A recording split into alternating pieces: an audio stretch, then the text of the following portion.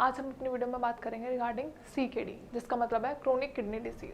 अब नाम से ही जैसा कि आपको समझ आ रहा है, क्रोनिक किडनी डिजीज मतलब आपकी किडनी डिटोरिएटिंग कंडीशन पे बहुत लेटर स्टेज पे जा चुकी है, जहाँ पे या तो अब इसका एक लौता ऑप्शन है किडनी ट्रांसप्लांट या फिर डायलिसिस। तो आज हम अपनी वीडियो में बात करेंगे कि एक्चुअली में क्रोनिक किडनी डिजीज है क्या, मतलब किडनी डिसीज है क्या, किडनी फेलियर किस वजह से हो रहा है, आपकी किडनी डैमेज किस वजह से हो रही है।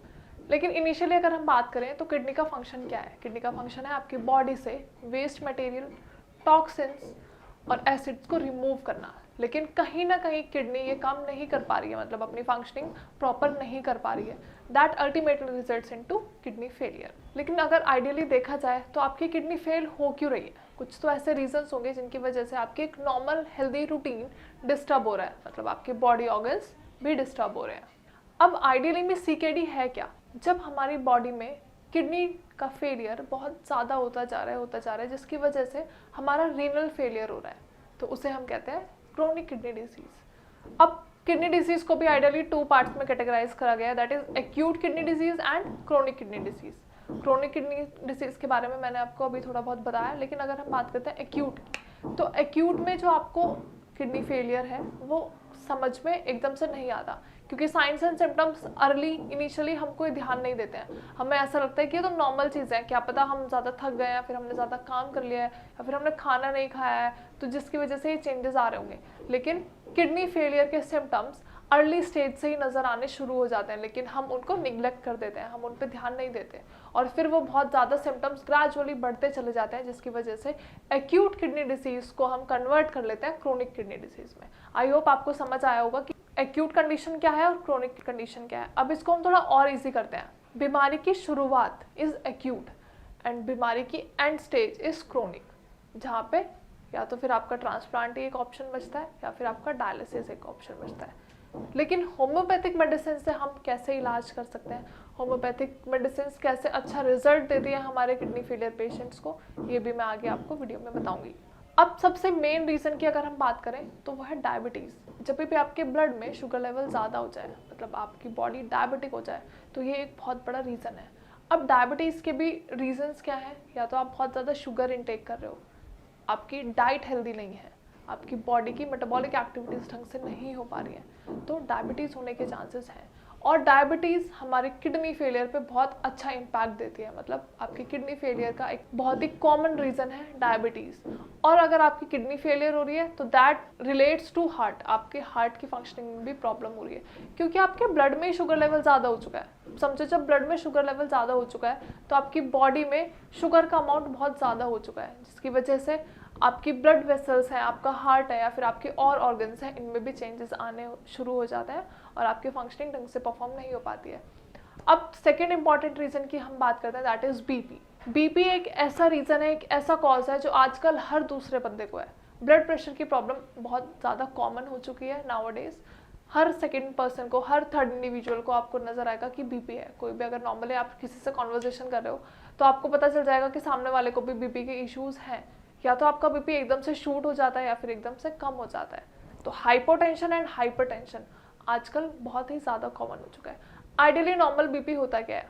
आइडियली जो हमारा ब्लड प्रेशर होता है दैट इज़ 120/80, लेकिन अगर आपका सिस्टोलिक एंड डायस्टोलिक थोड़ा बहुत भी ऑल्ट्रेशन में है, मतलब या तो आपका 120 से 130 हो रहा है या फिर 80 से 90 हो रहा है, तो you do need to consult your doctor. ऐसा नहीं है, लेकिन हाँ कभी कभी हो रहा है तो चलता है। लेकिन अगर बहुत ज़्यादा आपको फ्लक्चुएटिंग रिजल्ट्स नज़र आ रहे हैं अपने बीपी में, या फिर आपका बीपी एकदम से शूट हो रहा है या फिर एकदम से कम हो रहा है, तो आपको अपने डॉक्टर से कंसल्ट करने की ज़रूरत है, क्योंकि ये छोटे छोटे चेंजेस हैं जो हमारी बॉडी में होते हैं, लेकिन हम इनको निगलेक्ट कर देते हैं, हम इन पर ध्यान नहीं देते, जिनकी वजह से ये बाद में एक अल्टीमेट और सीवियर प्रॉब्लम में कन्वर्ट हो जाते हैं, जिसकी हम बात कर रहे हैं, जो है किडनी फेलियर या किडनी डैमेज। तो अगर आपकी बॉडी में कोई भी चेंजेस नज़र आते हैं जो यूजुअल नहीं है, जो नॉर्मल नहीं है, तो आपको अपने डॉक्टर से कंसल्ट करना है, क्योंकि prevention is better than cure. क्योंकि अगर आप पहले ही ध्यान दे लेंगे, आप पहले ही फोकस कर लेंगे अपनी चीज़ों पे कि मुझे साइंस फील हो रहा है, मुझे सिम्टम्स फील हो रहे हैं, तो आप अपनी किडनी को डैमेज होने से या फिर किडनी को फेल होने से बचा सकते हैं। अब चलो ये तो बात हमने कर ली बीपी की और शुगर की। अब जो नेक्स्ट टॉपिक है दैट इज स्टोन्स। कितनी बार ऐसा होता है कि आपको या फिर आपके पोस्टेड ग्लैंड्स बढ़ जाते हैं या फिर आपके स्टोन्स हैं। अगर बॉडी में बहुत ज़्यादा स्टोन्स फॉर्मेशन हो चुकी है तो वो कहीं ना कहीं आपकी यूरेटर में आके आपके स्टोन्स फंस जाते हैं, जिसकी वजह से आपका जो भी फ्लूइड मटेरियल है, जो भी आपका वेस्ट है, वो बॉडी से एक्सक्रीट नहीं हो पाता और वो कहीं ना कहीं फ्लश बैक होकर आपकी किडनीज में भरता जाता है और आपकी किडनीज का साइज इंक्रीज हो जाता है। तो ये भी एक बहुत बड़ा रीज़न है। Stone is the main and important reason जिसकी वजह से आपकी किडनी फेल होने के बहुत ज़्यादा चांसेस हैं और बहुत प्रोन चांसेस हैं, क्योंकि आजकल स्टोन्स भी बहुत ज़्यादा कॉमन हो चुका है।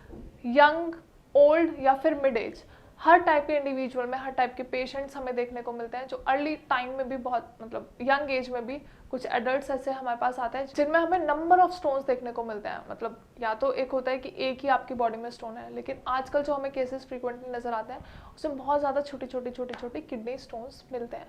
तो वो जब स्टोन्स आपके यूरेटर में फंस जाते हैं तो जिसकी वजह से आप यूरिनेट नहीं कर पाते, और जनरली ऐसा लगता है पेशेंट्स को कि ये प्रॉब्लम अपने आप ठीक हो जाती है, लेकिन ये प्रॉब्लम ठीक नहीं होती है। इसको हमें कंजर्वेटिवली कोई ट्रीटमेंट नहीं है हमारे पास, इसको हमें ऑपरेटिवली ही ठीक करना पड़ता है।